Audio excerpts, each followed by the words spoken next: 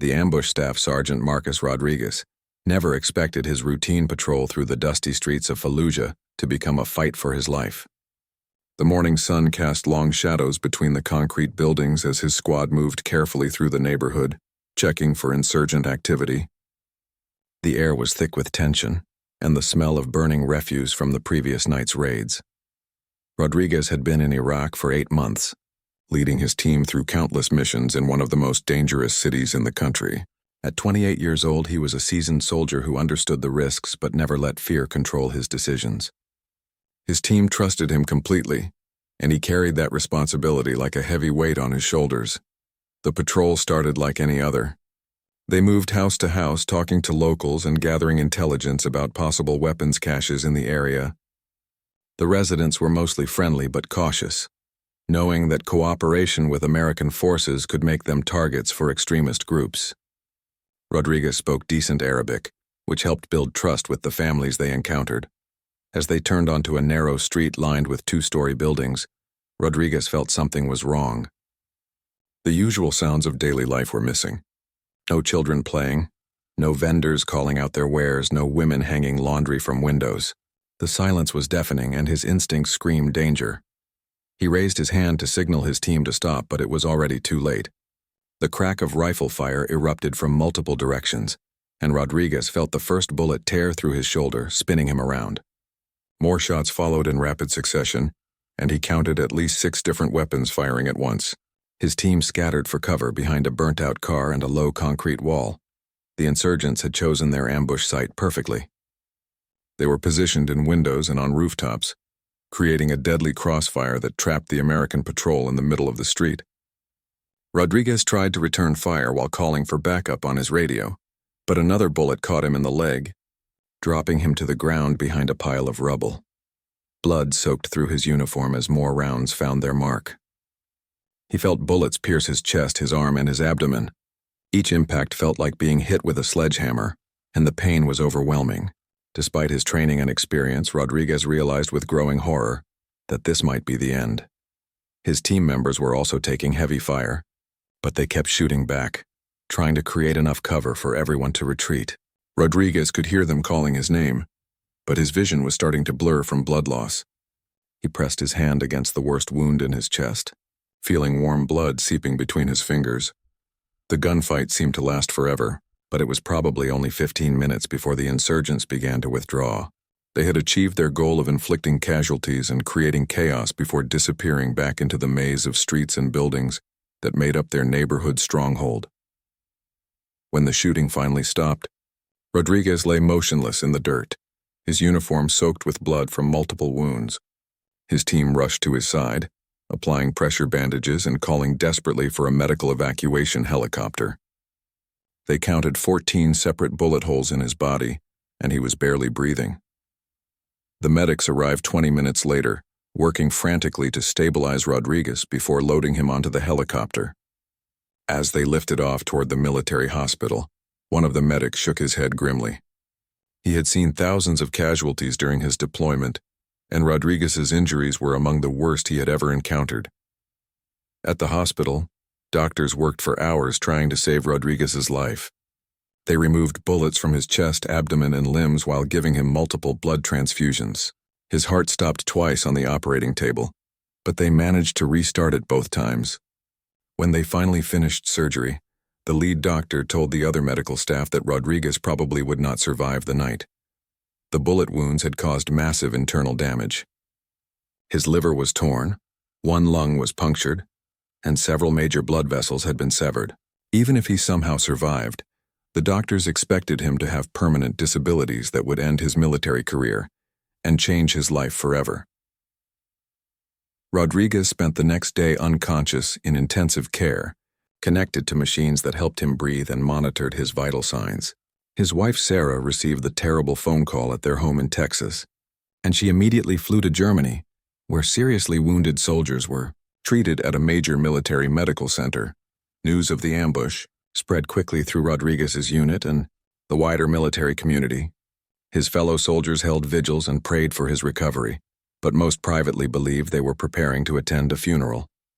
The official report listed him as critically wounded with injuries not compatible with survival. For 36 hours, Rodriguez hovered between life and death while his body fought to heal itself. The doctors did everything they could, but medicine has limits when someone has been shot 14 times.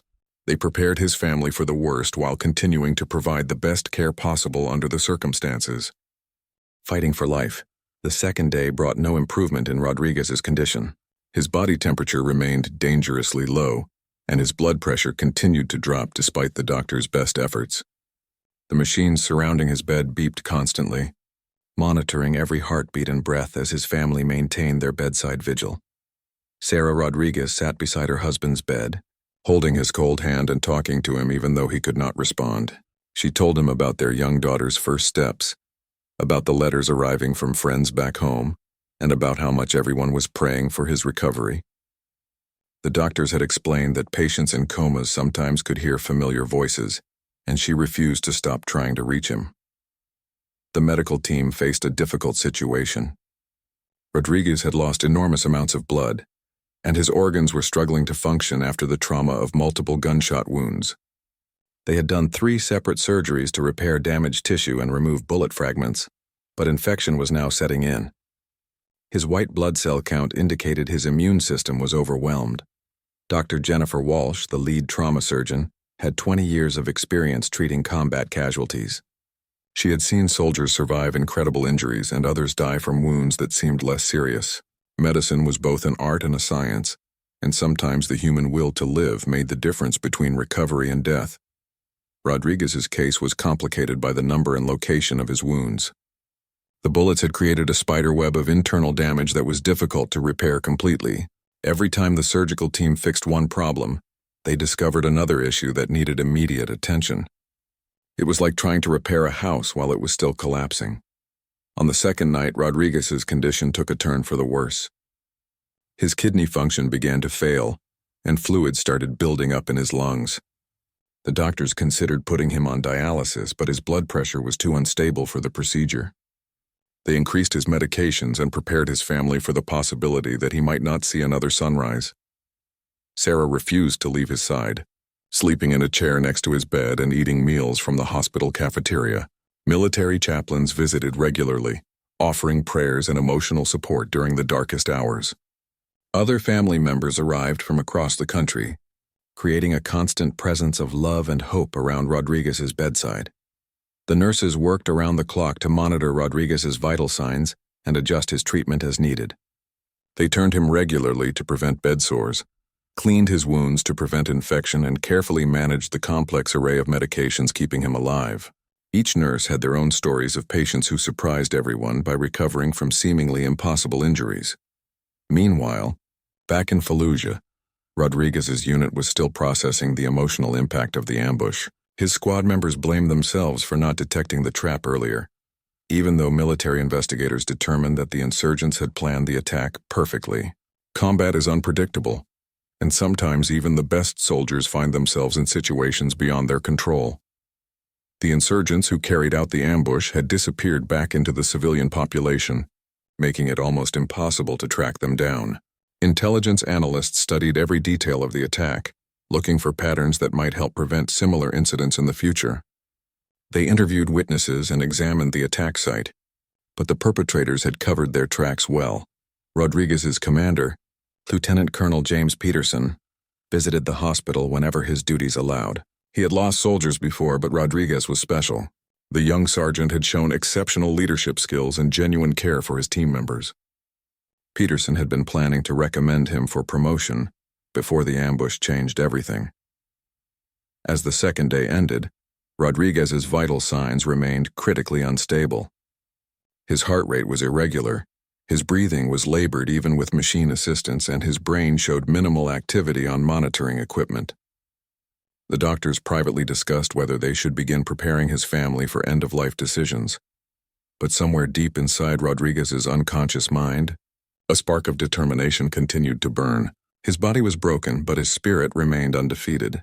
Years of military training had taught him never to give up, even when the situation seemed hopeless. That mental toughness, combined with excellent medical care and the prayers of countless supporters, kept him fighting through the longest night of his life. The hospital staff had seen similar cases before, where patients hung on for days or weeks before either recovering or peacefully passing away. They continued providing the best possible care, while supporting Rodriguez's family through their ordeal. Every few hours brought new challenges and small victories in the ongoing battle to save his life. Sarah maintained her bedside vigil throughout the night, holding her husband's hand and whispering encouragements. She told him about their plans for the future, about the house they wanted to buy when he returned home, and about how proud she was of his service to their country. Even in his unconscious state, she believed he could hear every word. As dawn approached on the third day, Rodriguez's condition remained critical, but stable. The doctors cautiously noted that his vital signs had not gotten worse during the night, which was actually a positive development given the severity of his injuries. They continued their careful monitoring while his family maintained their hopeful watch. Behind enemy lines, while Rodriguez fought for his life in a German hospital, a different kind of drama was unfolding back in Fallujah. Intelligence reports had identified the location of the insurgent cell responsible for the ambush, and military planners were developing a response operation. The attack on Rodriguez's patrol was part of a larger pattern of violence that needed to be stopped. Captain Mike Thompson commanded a Navy SEAL team that specialized in high-risk rescue and recovery missions. His unit had been tracking the same insurgent group for weeks, gathering information about their leadership structure and operational methods. The ambush that nearly killed Rodriguez provided the final pieces of intelligence they needed to plan a decisive strike. The insurgent cell was led by a man called Abu Hassan, a former Iraqi military officer who had turned to terrorism after the American invasion. Hassan was responsible for dozens of attacks against coalition forces, including roadside bombs, sniper attacks, and the sophisticated ambush that had targeted Rodriguez's patrol. Capturing or eliminating Hassan had become a top priority for military commanders.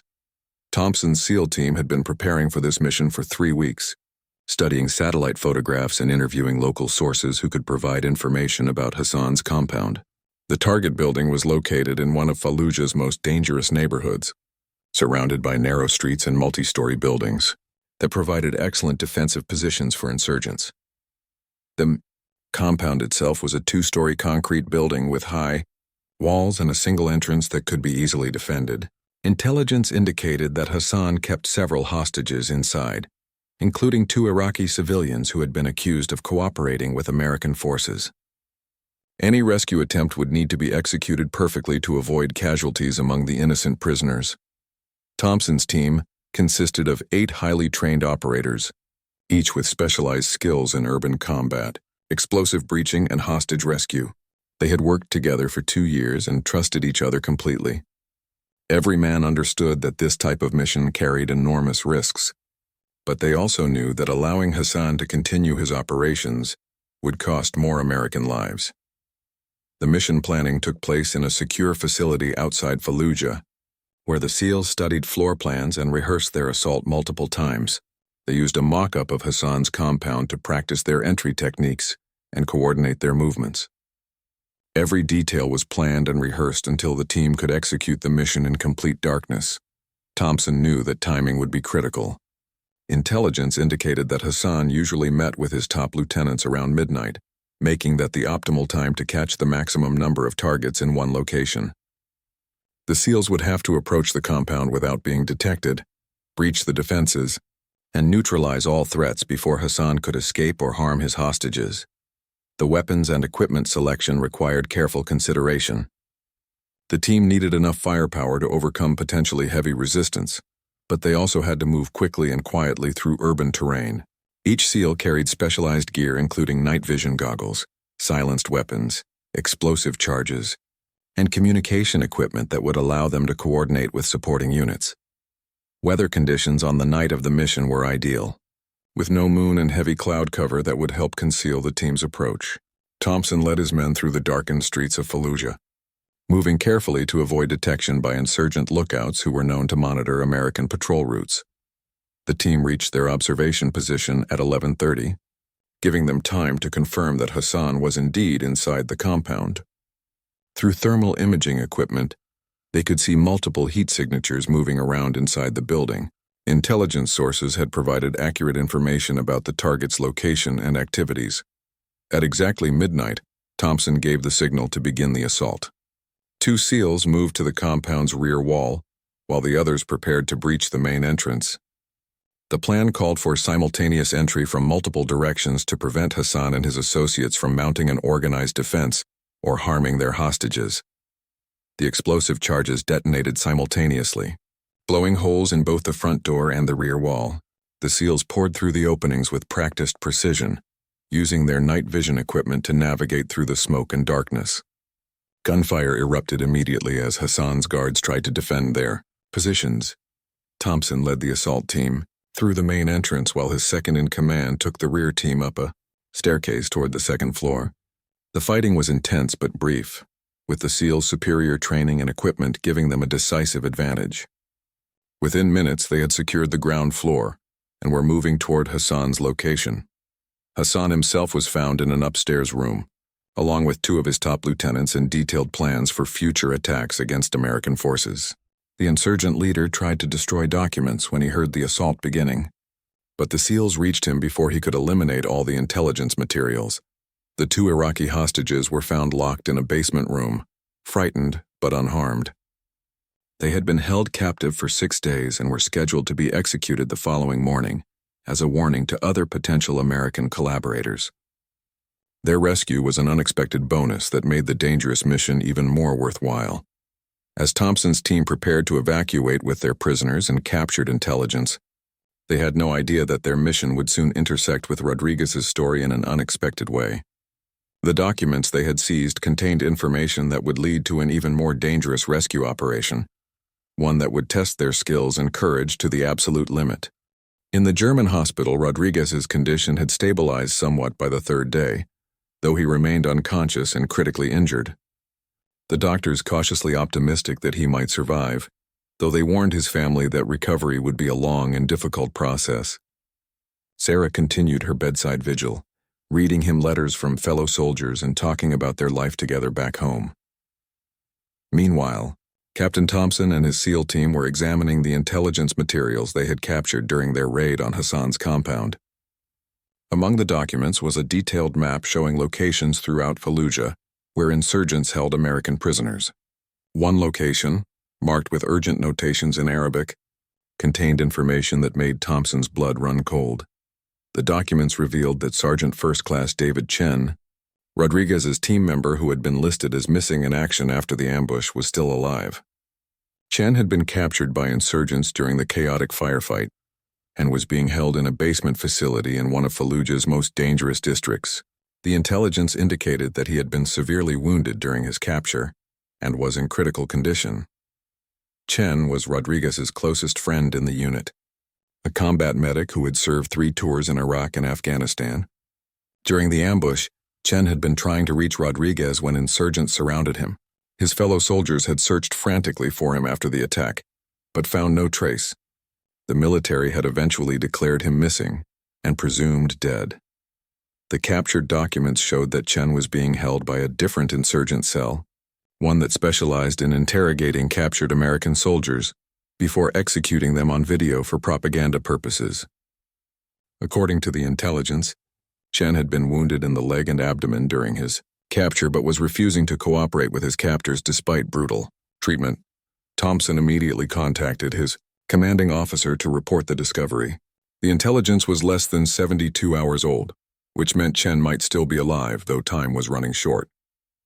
The documents indicated that the insurgents planned to make a propaganda video with Chen within the next few days, which would almost certainly end with his execution.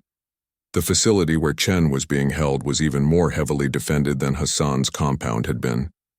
Located in a 3-story building surrounded by narrow alleys and occupied houses, it would be extremely difficult to assault without causing significant civilian casualties.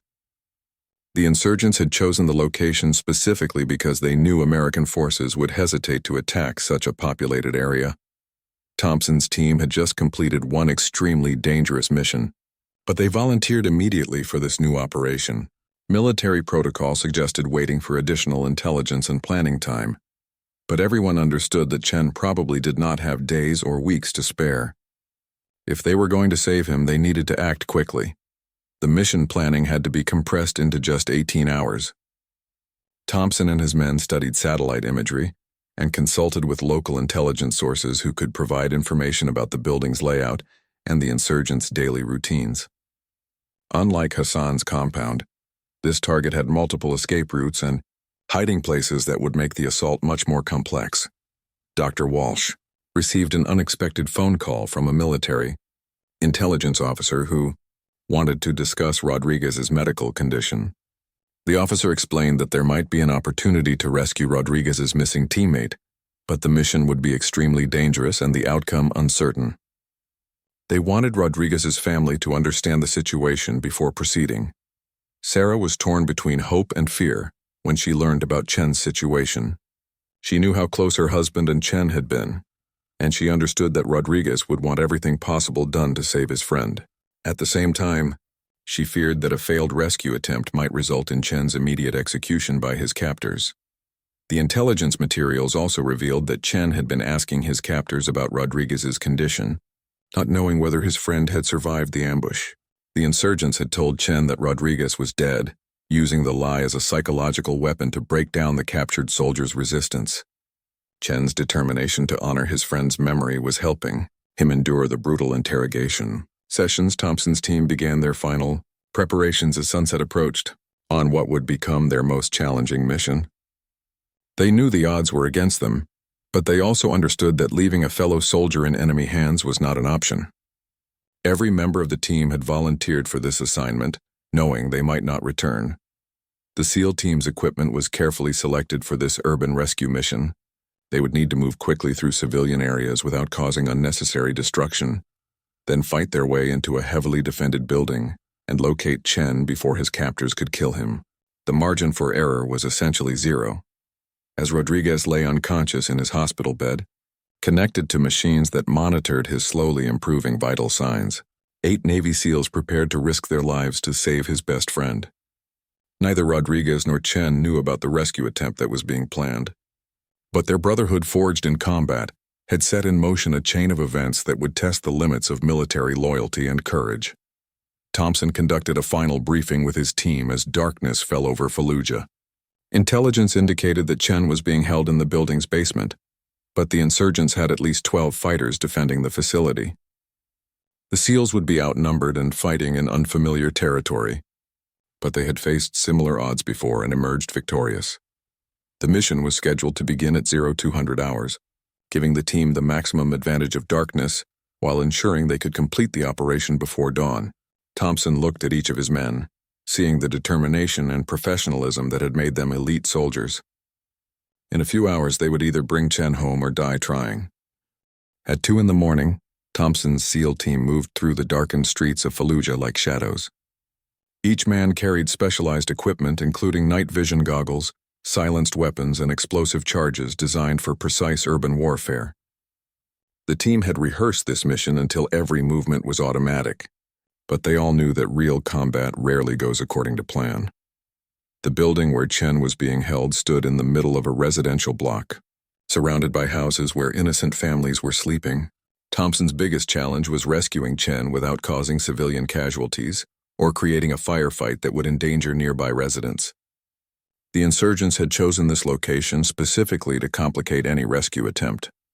Intelligence reports indicated that Chen was being held in the basement, but the building had 3 floors and multiple rooms where insurgents could be positioned.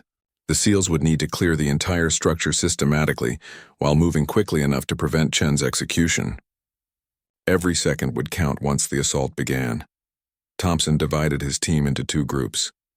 4 SEALs would assault the main entrance while the other 4 would enter through a second-floor window, using climbing equipment. The simultaneous attack from multiple directions would confuse the defenders and give the rescue team the best chance of reaching Chen before his captors could harm him. The team reached their assault positions at exactly 0200 hours. Thompson could see heat signatures through his thermal imaging equipment, confirming that multiple insurgents were inside the building. Most appeared to be sleeping, but at least 2 guards were awake and moving around the ground floor. Chen was in the basement, chained to a concrete pillar and barely conscious from 3 days of brutal interrogation. His captors had beaten him repeatedly, trying to extract information about American patrol routes and base security. Despite the torture, Chen had revealed nothing useful, instead giving his interrogators false information that would waste their time. The insurgent leader, a man called Abu Omar, had grown frustrated with Chen's resistance and had decided to make the propaganda video that evening. Omar believed that executing an American soldier on camera would demonstrate his group's power and attract new recruits to their cause. He had no idea that Navy SEALs were approaching his facility. Thompson gave the signal to begin the assault by clicking his radio transmitter twice. Both SEAL teams moved simultaneously, with the ground team using explosive charges to breach the main door, while the second team crashed through windows on the upper floor. The building erupted in chaos as insurgents scrambled to defend their positions. The fighting was intense but brief on the upper floors, where Thompson's men systematically cleared each room using tactics perfected through years of urban combat training. The insurgents were skilled fighters, but they were not prepared for the SEALs' coordinated assault and superior equipment. Within minutes, the upper floors were secure. Chen heard the explosions and gunfire above him and realized that someone was attempting a rescue. His heart raced with hope, but he also feared that his captors would kill him before help could arrive. Omar had threatened many times to execute Chen if American forces attacked the facility, and Chen knew the insurgent leader was capable of carrying out that threat. The basement proved to be the most dangerous part of the mission. Omar and 3 of his men had fortified their position at the bottom of the stairs, using Chen as a human shield while they fired at the approaching SEALs. Thompson's team had to advance carefully to avoid hitting their target, while neutralizing the insurgent defenders. Thompson himself led the assault down the narrow staircase, using flashbang grenades to disorient the insurgents before his team moved in with precise rifle fire. The basement was filled with smoke and the deafening noise of combat, as both sides fought desperately for control. Chen pressed himself against the concrete pillar, trying to stay out of the line of fire.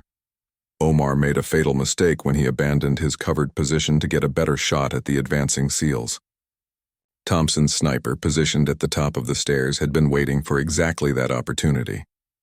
A single well-placed shot ended Omar's threat permanently, allowing the rest of the team to advance and secure the basement. The other insurgent defenders surrendered quickly once their leader was dead. Throwing down their weapons and raising their hands, Thompson's men secured the prisoners while their medic rushed to examine Chen's condition. The captured soldier was severely dehydrated and had multiple injuries from his torture, but he was conscious and able to speak. Chen's first words were about Rodriguez, asking whether his friend had survived the ambush. Thompson smiled as he cut the chains holding Chen to the pillar, explaining that Rodriguez was alive and recovering in a German hospital. The news gave Chen the strength he needed to help with his own rescue, walking with assistance toward the staircase. The extraction took less than 10 minutes from the time the assault began. Thompson's team moved Chen quickly through the cleared building and into the street, where armored vehicles were waiting to transport them to safety. The entire neighborhood had awakened to the sound of gunfire, but the SEALs completed their mission before insurgent reinforcements could arrive. As they drove away from the rescue site, Chen kept asking about Rodriguez's condition and the other members of their patrol. Thompson provided what information he could, explaining that Rodriguez had been wounded seriously but was expected to survive. The medic treating Chen noted that hearing about his friend's survival seemed to improve the rescued soldier's condition dramatically. The mission had been a complete success, with Chen rescued and valuable intelligence materials captured from the insurgent facility. Thompson's team had once again demonstrated the effectiveness of well-planned special operations in urban environments. Most importantly, they had brought home a fellow soldier who had endured captivity with honor and courage. Chen was immediately evacuated to the same German hospital where Rodriguez was recovering, though he was not told the extent of his friend's injuries. Military doctors wanted to treat Chen's physical and psychological trauma before exposing him to additional stress about Rodriguez's condition. The reunion would have to wait until both soldiers were stronger. The German military hospital became the setting for an emotional reunion that would be remembered by everyone who witnessed it. Chen arrived at the medical facility 18 hours after his rescue, battered and exhausted but determined to see his friend. The doctors wanted to keep him in isolation for medical evaluation, but Chen insisted that seeing Rodriguez was essential to his own recovery. Dr. Walsh faced a difficult decision. Rodriguez had shown gradual improvement over the past few days, but he remained unconscious and in critical condition. His vital signs were stable, but the doctors were still concerned about infection and organ function. Adding the stress of an emotional reunion could potentially set back his recovery. Sarah Rodriguez had not left her husband's bedside since arriving at the hospital 4 days earlier. When she learned that Chen had been rescued and was asking to see Rodriguez, she felt a mixture of joy and anxiety. She knew how much the two soldiers meant to each other, but she also feared that seeing Rodriguez's condition might traumatize Chen further. Chen's medical evaluation revealed severe dehydration, multiple bruises and cuts from his torture, and signs of psychological stress from his captivity. However, the military psychiatrist noted that Chen's mental state improved significantly when he learned that Rodriguez was alive. The doctor recommended allowing a brief visit as part of Chen's healing process. The reunion took place in Rodriguez's intensive care room, with medical staff standing by to monitor both patients. Chen walked slowly into the room, supported by a nurse, and stopped when he saw his friend connected to multiple machines and monitors. The extent of Rodriguez's injuries was more severe than Chen had imagined. Rodriguez lay motionless in the hospital bed, his body covered with bandages and surgical dressings. 14 bullet wounds had left him fighting for life, and the machines surrounding his bed provided constant monitoring of his vital signs. Chen approached the bed carefully, tears streaming down his face as he saw the price his friend had paid during the ambush. Sarah introduced herself to Chen and explained Rodriguez's condition and treatment. She described how the doctors had worked for hours to save his life, and how he had slowly begun to stabilize over the past few days. Chen listened intently, asking detailed questions about the medical procedures and Rodriguez's chances for recovery. Chen took Rodriguez's hand and began talking to his unconscious friend, telling him about the rescue mission and the Navy SEALs who had saved his life. He described Thompson's team and their dangerous assault on the insurgent facility, explaining how military brotherhood had brought him home safely. The medical monitors showed subtle changes in Rodriguez's vital signs as Chen spoke. Dr. Walsh observed the reunion with professional interest and personal emotion. She had seen many cases where family visits seemed to help comatose patients, but Chen's presence appeared to have an unusually strong effect on Rodriguez. His heart rate became more regular, and his brain activity showed increased patterns on the monitoring equipment. Chen spent the next hour telling Rodriguez stories about their time together in Iraq, reminding him of shared experiences and mutual friends. He talked about their plans to start a business together when they returned home, and how Rodriguez's daughter had learned to walk while he was deployed. The conversation was one-sided, but Chen maintained hope that his friend could hear every word. As Chen prepared to leave for his own medical treatment, something remarkable happened. Rodriguez's eyes fluttered open for the first time since the ambush, and he attempted to speak. The words were barely audible, but Chen leaned close and heard his friend whisper his name. The medical staff immediately began additional tests to assess Rodriguez's level of consciousness. The breakthrough came gradually over the next few hours. Rodriguez began responding to simple commands, squeezing hands when asked and following objects with his eyes. Dr. Walsh cautiously explained that emerging from a coma was often a slow process, but Rodriguez's responses were encouraging signs that his brain function was improving. Chen's presence seemed to provide the motivation Rodriguez needed to continue fighting for recovery. Over the following days, both soldiers supported each other through their healing process. Chen dealt with the psychological trauma of his captivity while Rodriguez slowly regained his physical strength and mental clarity. The story of their friendship and rescue spread throughout the military community, inspiring other soldiers and their families. Captain Thompson and his SEAL team were decorated for their successful rescue mission, though they insisted that they had simply done their duty to a fellow service member. The brotherhood forged in combat had proven stronger than the dangers they faced. Rodriguez's recovery would take many months of rehabilitation and physical therapy. Some of his injuries would cause permanent disabilities that would end his military career, but he was alive and surrounded by people who loved him. Chen's psychological healing also required time and professional treatment. but having his friend alive gave him the strength to overcome his trauma. Sarah Rodriguez often reflected on the chain of events that had saved both soldiers.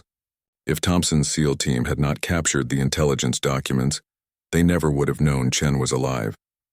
If Chen had not insisted on visiting Rodriguez, his friend might not have emerged from the coma when he did. Sometimes she realized miracles came disguised as military operations and the unbreakable bonds between soldiers. The two friends eventually returned to the United States together, where they continued their recovery surrounded by family and friends. Their story became a testament to the courage of all military personnel and the power of human connection to overcome even the most desperate circumstances. Rodriguez and Chen had both been left for dead in Fallujah, but the SEALs had come through and brotherhood had triumphed over tragedy.